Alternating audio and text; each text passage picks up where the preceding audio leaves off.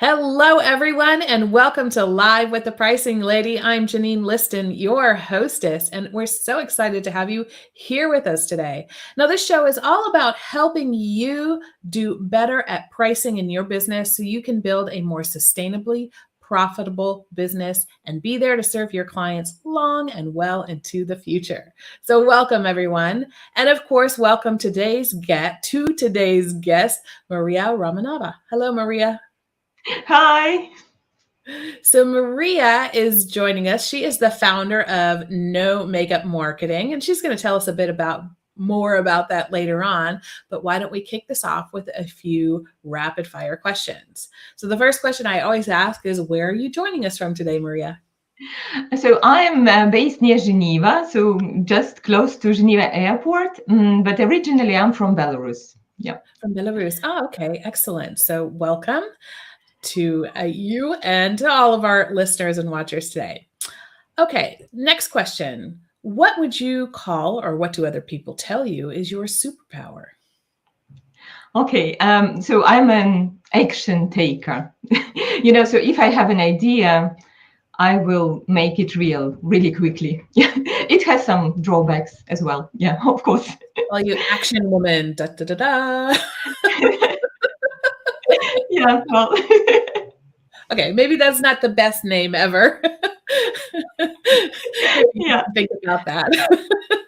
Yeah. Very good. Okay, so that's very important. A lot of people can get stuck kind of designing things in the background and not get to the action part. So that's a very important skill to have, and I'm sure your clients appreciate that very much. Yeah. I try to practice it with my clients so my family can have a break, from my energy. It's funny you should say that. The last 2 weeks I was in the States, and one of the things we were doing is helping my parents pack up parts of the house in anticipation of move. And my mom was like, wow, you're such a slave driver. So I was all about the action when I was over there as well. So Yeah. cool. So next question, what's one interesting thing that most people don't know about you? Oh, okay. So I actually have a quite impressive singing voice. And usually people are quite shocked when they hear me singing for the first time because it's different from how I talk. Yeah. So, but I don't really use it in my business. So maybe I could. Maybe you could. Do you sing a certain style of music or? No, just so I used to sing in a choir. Actually, also now sing in a smaller choir. And when I was teenager, I sang in bands. And actually, I want to start a band when I'm like 50 something. So Okay. I keep it for later. Okay. Okay. Oh, I'm so envious. I've always wanted to, be one of those people who could sing and really belt it out. It's when I watch videos of like America's Got Talent or Britain's Got Talent or The Voice or whatever, it always makes the hair on my arms go because Yeah. there's something about it that really resonates with me. So, oh, cool. Maybe we get to hear you sing sometime, but I won't ask you today. No, please. It would be too much for me. Okay, so now let's I have a question for you. So tell people a little bit about what you do and ultimately what's the value that you bring to your clients? Yeah, so I'm a brand photographer and brand specialist and marketing strategist. Yeah, so basically I help people to take the idea, and take some serious action. So I help people to build a brand full of personality. Yeah, so I work with small businesses and I work exclusively with female entrepreneurs. And then I help them to get confidence and kind of, push it to the big world. Yeah, like with some simple marketing strategies. So I'm not like a business coach, but yeah, this is what I do. And the value is, so I see my main thing I do for my clients is really giving them confidence. It's going to work and they actually have everything they need. Yeah, like, just really this inner trust, which I think it's super important. Yeah. And what is having that bring them in the end? What do you mean? So so they have confidence. What does that bring them in terms of results in the end? yeah, as a result, they can establish themselves in their niche as someone really unique and interesting. Yeah, and Mhm. that they can stand out easily. Okay. So it's about standing out and being visible. Yeah. Okay, very good. Thank you. Thank you for sharing. Well, we'll learn more about that, I'm sure, as we go through your journey. Right now, what I'd like to do is I'd like to turn towards that journey and have you talk a bit about where you started and when you first had to price something. What was that like? Oh, well, it was quite terrible. Yeah. So I jumped into business as a family photographer, like made it really serious because I used to have some kind of photography business Mhm, before that, but it was just additional to my academic career. And at some point, when I got kids and it all started being quite chaotic, and I was not happy with the lifestyle I had, I decided to create this, my first serious business, family mhm, photography business. And I just, yeah, maybe because of this, my, impatience, I just basically rushed into business without knowing nothing, about mhm, business, pricing, business strategy, marketing, like nothing. Yeah, but I created it really quickly, and I priced it. I don't even know where I took the price, like out of the blue, just like, yeah, because at the moment when I set my first price, and it was like, I don't know, maybe 150 or something, mhm, I had no idea how many clients I will book, how many time it will take. I had no idea about expenses and investment and even taxes, like, mhm. so it's totally blank. Right. And yeah, this is how I took my first price. It was just like, why not charge this? So I was super comfortable with the price. So the price was Mhm, not scary for me. It was just mhm, like, mhm. yeah, 150, nice, nice number. Right. But Something like as you this. said, you didn't really know if that price, what it would take at that price to be profitable. If that was, you knew it was, you probably knew on some level it was a good price from the customer's perspective, but you didn't necessarily know if it was a good price for you and the business, right? Yeah, yeah, Yeah. absolutely. Yeah, so it was very silly. Yeah, like Mhm, at mhm. the end. And I remember that you told me that even at that point in time, very early on, you started a special promotion. Yeah, yeah. So it was like everything, like I don't know, like some things I've heard, you offer promotions, you offer this, you offer that. Mhm, Yeah, so I also included family album into this 150, mhm. right? So that's And let me just clarify for everyone, that's 150 for the family shoot, not 150 per hour, no, correct? no, it was for everything. Yeah, For so it was everything. like me going to people's houses. So also getting ready, having calls, Right. getting to people's houses, taking photos for several Mhm, hours, then spending. So usually I need about twice, 2 or 3 times more. Yeah, like for example, for 1 hour photo shoot, I need 3 hours to get mhm, through the photos and get them ready mm, if I'm lucky. right. And yeah, then I was, making these albums, ordering them, then packing them, bringing to the post office. Just no, it was terrible. I mean, it was really, yeah, I don't know. It was really scary. Yeah. Yeah, when you were first telling me about this, I remember thinking, "Wow." Wow. Yeah, no, no, it was This well. is I don't know what I this was making per hour, maybe like 2 euros, maybe one. I don't know. Yeah, I mean, by the time you get down to it, there really wasn't much left, No, no, no. there. And you said you got to a certain point and you realized that you weren't turning a profit. Can you tell us about that? Yeah, yeah. So I started it very quickly, and I was a good photographer at the moment. Yes, so my photographs were actually really good. Mhm, So I got so many clients. I actually even had this feeling of momentum, success. That I'm like, coming out of nowhere, and I'm fully booked. I was booked like crazy. Yes, so I worked all the time. So mhm, I worked with more than 100 families in my first year. mhm, And actually, because I was so busy just with client work, I never had time to actually do this, planning, looking what's going on. Not even, I didn't even track my expenses so well. Yeah, so I kind of, stapled those bills, that I paid. And of course, it also was the first year, so there were quite many investments, because I started a website, I was paying for hosting, I bought like some bookkeeping programs and some things. Yeah, so I invested quite a lot. And then I was just working and working and working and working. And then I think it was Christmas break. And then I decided to just see what's going on. And then I was shocked. Yeah. So, I mean, clearly. So, yeah, because I didn't make any profits. Yeah. So I was actually in minus. Yeah. So I spent more money during my first year. I mean, and I know we titled this episode, at least for the live version, after 100 clients, I realized I wasn't profitable. And, most people would be super excited to have 100 clients. And I'm sure that you were as well, but it must have been quite a shock. Yeah. So actually, this is how I learned that, when people come to me and they tell me, I just want more clients. And I'm like, no, you don't. You don't want more clients.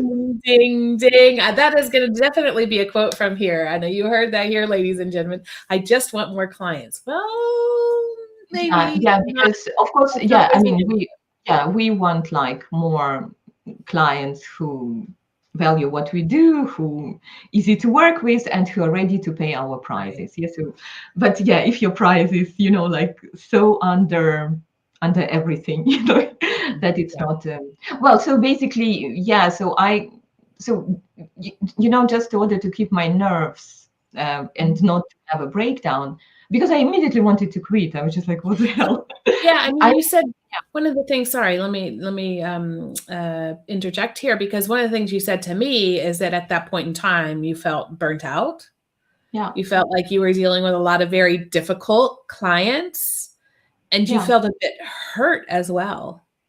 Yeah, I mean, so I had two really small kids at the moment. Yes, so basically I was working weekends, so I was having photo sessions weekends. And then I was doing all other things at nights, because I was still staying at home mom with two small children. Right. And well, I mean, burnout is like, it's the maybe not so bad even in this situation. Yes, I'm glad I didn't get sick or something. Yeah. Right. So and it was also interesting because I had no business experience.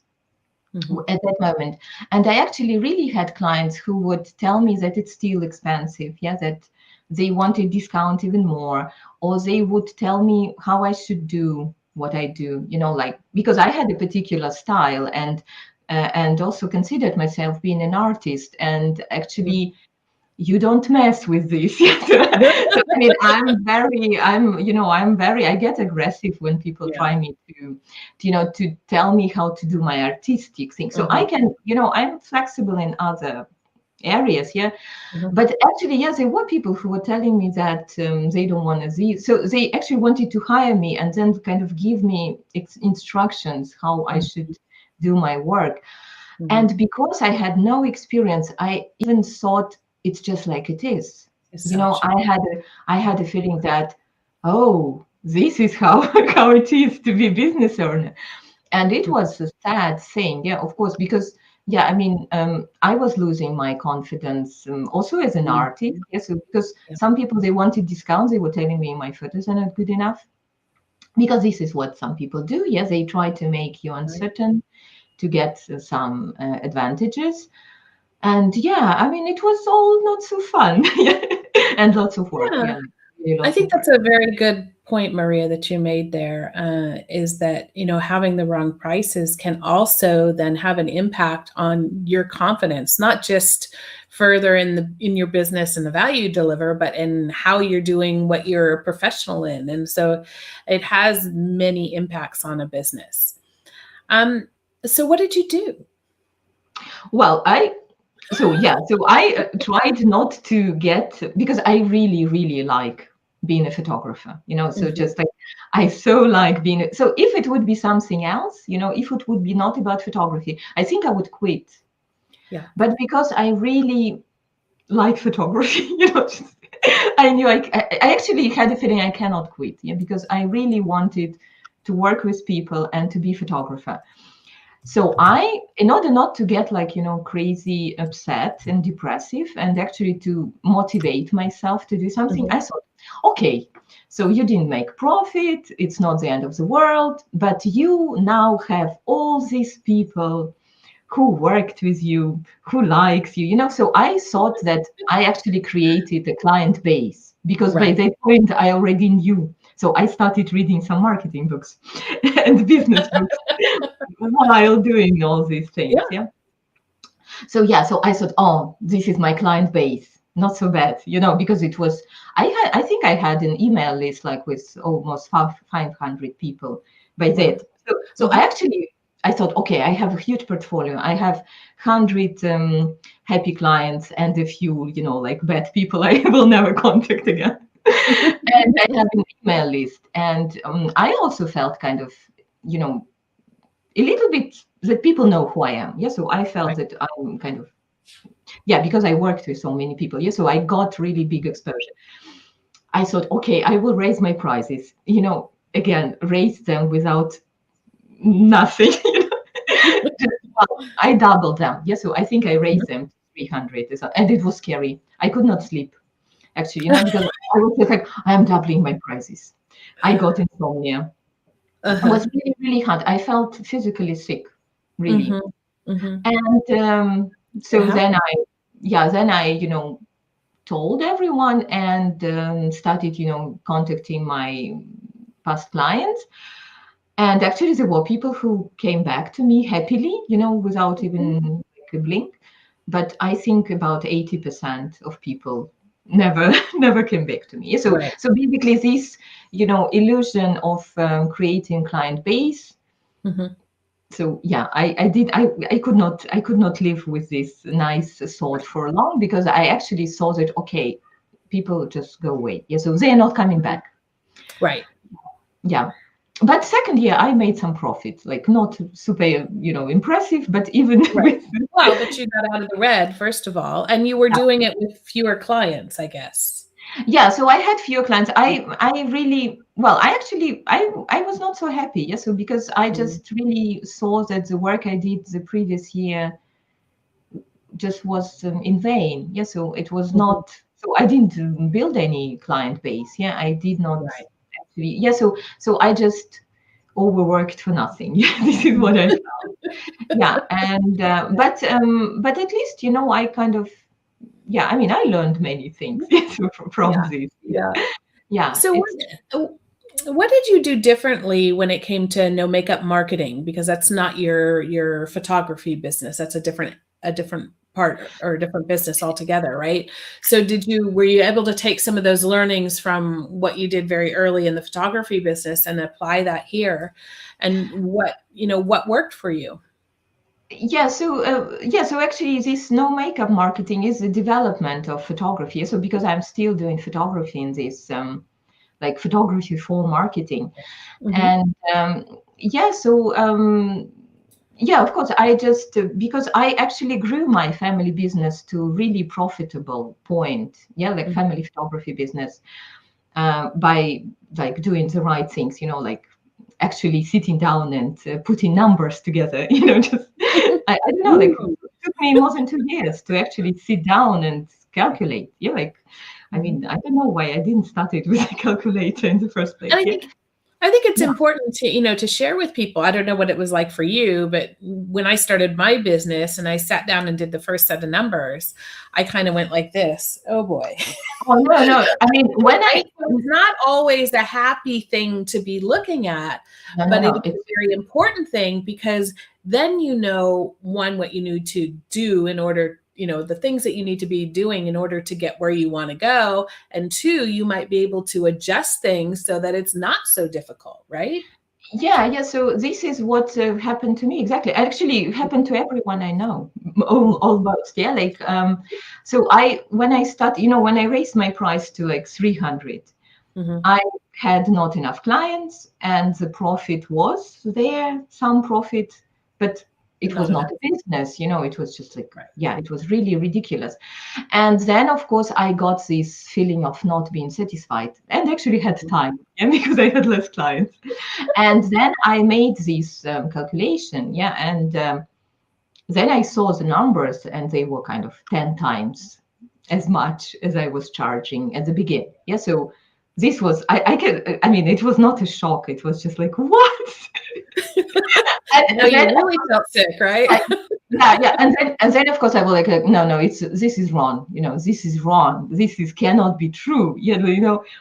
And then I started, because first I did this calculation, with just what I really need to pay for rent, for food, for kids, and to go on vacation. Then I started like, this, oh no, this cannot be true. Then I was like, oh, maybe I don't need so much money. And then I even started looking for like, minimal wage in Right. Switzerland. I was just like, oh, maybe I should just start. And I always had this feeling, oh, I should just start, with like something smaller. What is the minimal wage? what are people in Switzerland like? And really, I mean, I was a business owner, yeah, like looking for minimal wage. And then I also saw that I cannot even get this minimal wage if I not raise my prices. Yeah. Yeah, so I mean, this is a completely shocking experience, and few of my friends we always tell that actually you need like a therapist. You need some psychological support.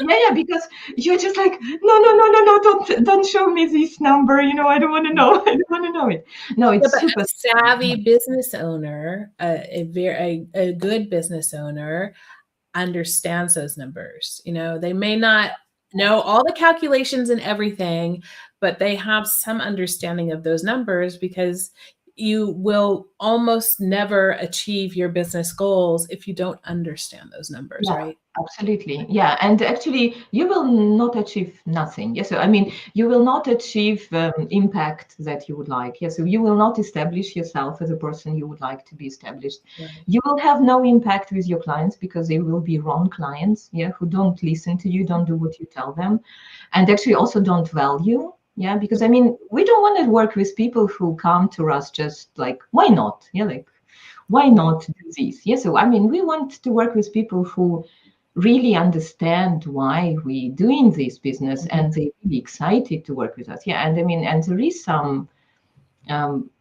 it should be adequate with your pricing. Yeah, so I mean, otherwise it's like, it's a huge disconnection. And yeah, so yeah, I'm a big believer in actually doing this math. Yeah. Yeah. So Yeah. when you look back on this whole experience, and I mean, right, so you have raised your prices significantly since Yeah, then. yeah, yeah, yeah. So But yeah, no, I have actually, I mean, I raised them 10 times. Yeah, so, yeah, but it took me several years. right. And also like when I was doing this, because I was doing this really slowly, I every time I had a feeling I'm losing clients, so I really had this feeling that these are people I work now. And like as a photographer, yeah, and even now, yeah, so actually there are many returning clients. And this also part of my business model, yes, that people keep coming to me. And then I was raising them slowly, and I was losing people and losing people and losing people. And now I think that I should not have been doing this for so many years here, because sometimes it felt like starting new business. Yeah, like, Mm. because well, I still have people who work with me even now, like In the all these beginning. years. They Yeah. they looked all this circus. Like, oh dear, she's right, she's raising her prices again. No, because it was really. Normal, right? I think, so what's one thing that you would have done differently if you knew what you knew now back then? Well, at least I would really take, instead of, telling to yourself, oh no, this is not true, or like, what is the minimal wage? I would, I would really kind of accept that should be done. Yeah, so I just have to do it. If I want this business, I have to do it. And so, because for me, this decision was missing. I always was kind of, oh, maybe I will figure it out some other way. Like, yeah. So yeah, it took me actually years of, because at the end it's just a decision. Like how you raise your price. Yeah, you raise your price. Yeah, so that's it. but I think that you really might need some time to kind of get used to this number, so I would. So what I do now, if I know that I should raise my price somewhere, I just add it to my information, kind of this future price or like worth this, so kind of that I see the number often enough. My clients see the number. Yeah, so basically kind of just to feel where you're going. Yeah, so what is your kind of finishing point? Yeah, because just I mean, and some people, they raise prices and they lower them. Well, I mean, here's the thing. If you think you need to raise your prices, you can spend the next 3 to 5 to 6 months or years hemming and hawing about it and stressing about it and worrying about it, or you Yeah. can do it, see what happens, and if it doesn't go as planned, adjust, right? Yeah. No, of course, because I mean, there are many different, like packaging and upsells, and so I mean, there are different ways to make it comfortable for everyone, like subscriptions, like, yeah, but I got to know all these things much later. Yeah. Now, I'd like to start wrapping this up, and Yeah. usually I would ask you what's one thing you want people to remember, but I'm going to do this differently because there's something I think it's really important that you brought up during a previous conversation we had that I thought was really something that we should discuss. And what you said is that you now know that your pricing will change over time. Yeah.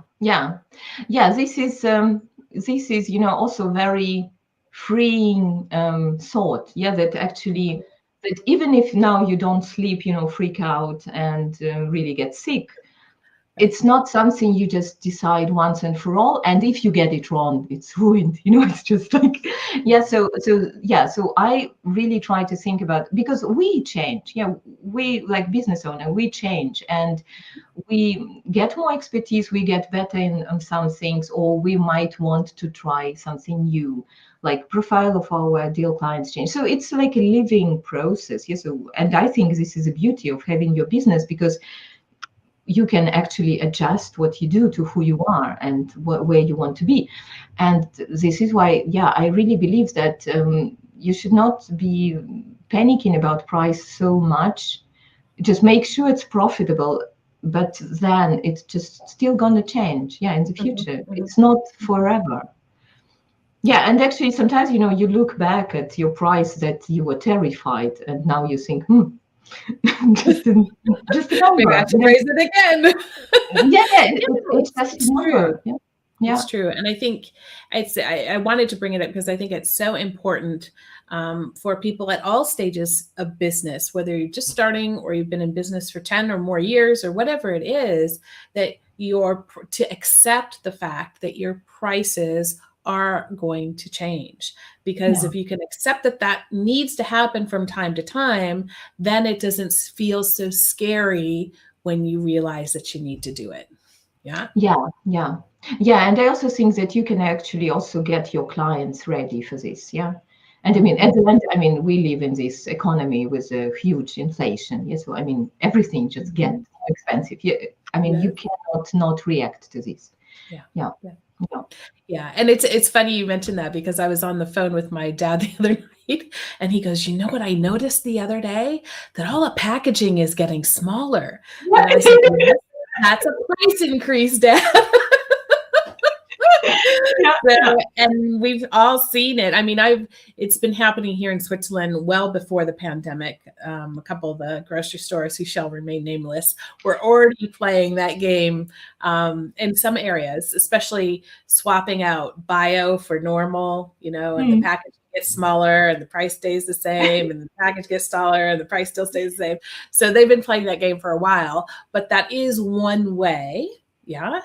As a consumer, we may not like it, but that is one way to go about increasing prices as well. And there are many ways to do that. Actually, I have a webinar, web class coming up, not in July, but I think in August or September, which is all about how to, is it time to change my prices and how? So keep an eye out for that one, people, because we get into, why to do it and some of the how about doing it as well. Cool. So thank you, Maria, for sharing that. This is a very open and honest conversation. And I know the listeners love that when my guests, share their dirty laundry a little bit. Yeah. No, but the pricing journeys, because we can all learn from that. Yeah. I've even being a pricing expert, I've made my own mistakes along the way myself. But that's how we learn and grow. And hopefully by sharing, some of the people out there who are listening can, get there a little bit quicker, or do it with a little less pain than some of the rest of us have done before that. Okay, a couple of other wrap up questions. So, what is the best business advice that you've been given that you'd like to share with us today? Well, actually, it was about pricing. Yeah, that higher price will never break anything. Yeah, like this is really what one of my business coaches just told me, that there are many ways to ruin your business, but this is not the higher price.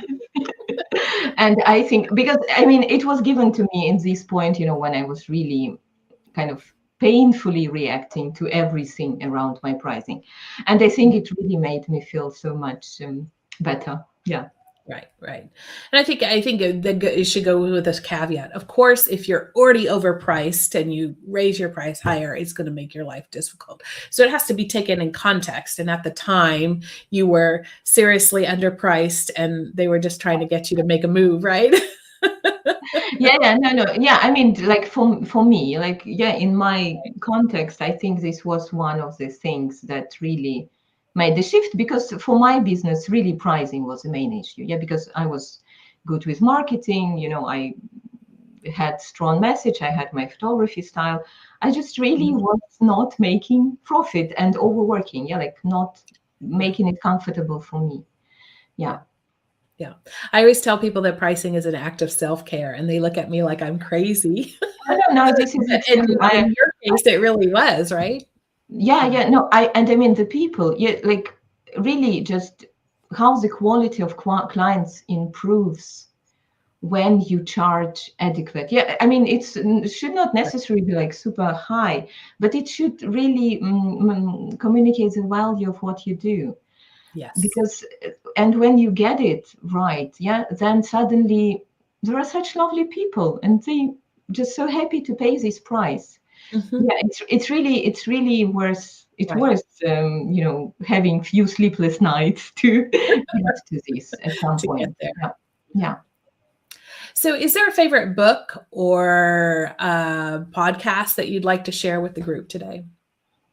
Oh, well, actually, now I'm reading Atomic Habits. Yeah, so it's really just this just comes to my mind. Yeah, because I'm a huge believer in small shifts, and also creating some kind of routine. Well, I have 3 kids, yeah, so I mean, I just cannot not do this. Yeah, so, but I really think that, instead of thinking that you have to change everything, you have to, just wake up and start, and it's all like the math. And, I really believe in just small shifts. Yeah, like just small extra moves, and that it keeps us just keeps the balance, and actually you get better results in a long run. Yeah. So Atomic Habits, I can really. Atomic Habits. It's on. So I have this bookshelf here, and I pretty much read all of those. But I have another bookshelf in the other room, and Atomic Habits. This is my to-read shelf, and Atomic Habits is in there as well. Yeah. I may have even taken it when I was away the last 2 weeks, but I didn't get started on it because I started something else. Yeah. Cool. Excellent. So we'll put that in the show notes with a link for everyone in case you want to check that book out as well. So Maria, one last question. How can people reach you if they'd like to find out more about what you do and how you work with people? Yeah, so I have a Facebook group for female entrepreneurs, which is called No Makeup Marketing. It actually has nothing to do with makeup. So it has more to do with this authentic, just that marketing should be a natural part of our business and not like an extra work. Yeah. And you don't have to get like super ready, or to do it. Yeah. So just that you actually have everything you need. Yeah. So because some people tell me, "Oh, I love your group, but I use makeup." I'm just like, no. No, I think it's clear. So if you head on over to Facebook and check out the group at No Makeup Marketing, you can also find her. We'll put other links for you to reach out to Maryia in the show notes, so you'll have that information there. But this is one place that you can go and check that out. So Maryia, thank you so much for joining us today. That was a wonderful episode. I'm sure that our viewers, and later on when we release it as a podcast episode, our listeners will enjoy it very much. Thank you for joining us. Yeah, thank you for having me. It was a pleasure. Yeah, thank you. Yeah. And so everyone, this is the end of our episode today. Don't let yourself get to 100 customers and realize that you're not profitable. Listen to what Maryia said. Reach out for help. You can always book a call with me at thepricinglady.com/book a call. You can reach out there and we'll be able to have a chat about what's going on in your business and see how I might be able to help you get over your pricing hurdles. That's all for this episode. I wish you all the best, everyone. Until next time, enjoy pricing.